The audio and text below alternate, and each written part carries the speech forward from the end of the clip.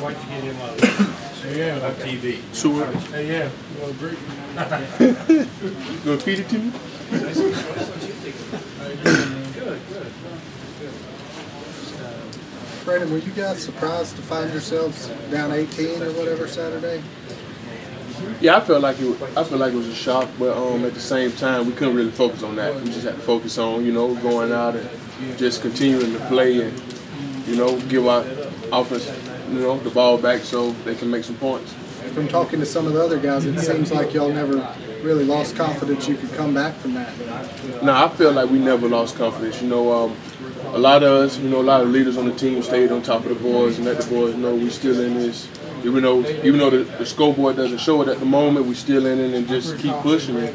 We're going to pull through at the end. Does it motivate you defensive guys knowing your offense can score like it can? Yeah, and I feel like it showed our team something. I felt it showed our team that we are that caliber of team that we want to be. And if we just, come to practice every day, come to work every day, at the end, we'll be where we need to be at. What was Maryland doing, a lot with the quarterback running that was giving you guys some trouble? He was just, they were just coming all out the hat with all different type of stuff that we weren't really ready for at the moment. But, we went and made our adjustments and did what we had to do. Did you guys feel a change in momentum when Breland made that interception? Yeah, I felt like that was one of the changing points in the game, and I felt like that was big on his part to step up and make that play, and it motivated our team a little bit more, and we pulled out at the end. It's a time of year where the BCS comes out, and with the success you guys are having, how is it for you guys as players to make sure that's not a distraction? Because it can be an easy distraction too, with national media maybe talking about you guys. Yeah, with the media talking about us a lot. I mean, it could be a distraction, but Coach Sweeney stays on us a lot about that, and we do our best not to make it a distraction, because at the end of the day, it means nothing. If we go out there and, stink the field up one day and come up with an L, all those numbers mean nothing. So we just come out to practice and just work hard every day so that won't happen. Coach Sweeney told us last week he thought you were playing as good as any player in the country. How does it make you feel to hear your head coach say that? I feel like it means a lot, and at the same time it means nothing.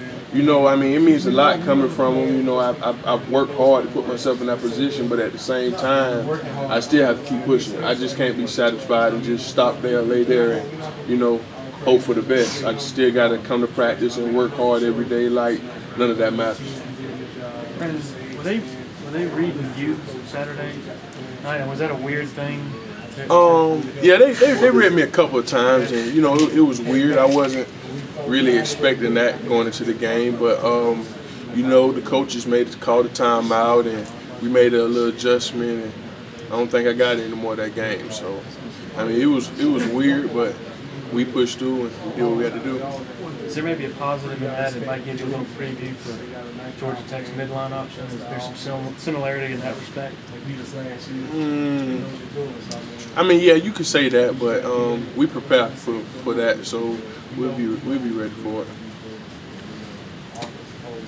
Brandon, what do you think happened with the quarterbacking thing? I know it's incredible for a kid. What do you think happened as far as the lunch? Yeah, like you said, he was incredibly fast, and sometimes a couple of us may have got out of our lane, and we just once he saw a little piece of green, he just ran with it and attacked it. So we've been working. We work Monday on just rush lanes and how to fall back in if we get too wide and all that. So we'll be ready for it if it ever happens again. Did you guys feel like he was going to start in the week leading up to that game? I really honestly didn't know who was starting. We prepared for both of them, and he just happened to get the start, and he did it. Does that make it pretty tough when you've got two quarterbacks that are so different and you don't know which one you're going to get? I feel that it makes it tough because you don't know who you're going to play against.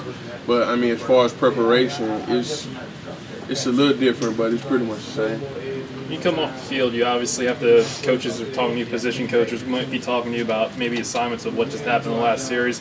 But do you ever take a moment to see what Sammy's doing on offense, the way he's making some of these catches, and kind of, you know, he got you guys out of some jams here and there, him and Tosh hooking up on that second touchdown too. I mean, just talk about this kid as a freshman, what he's doing for you guys.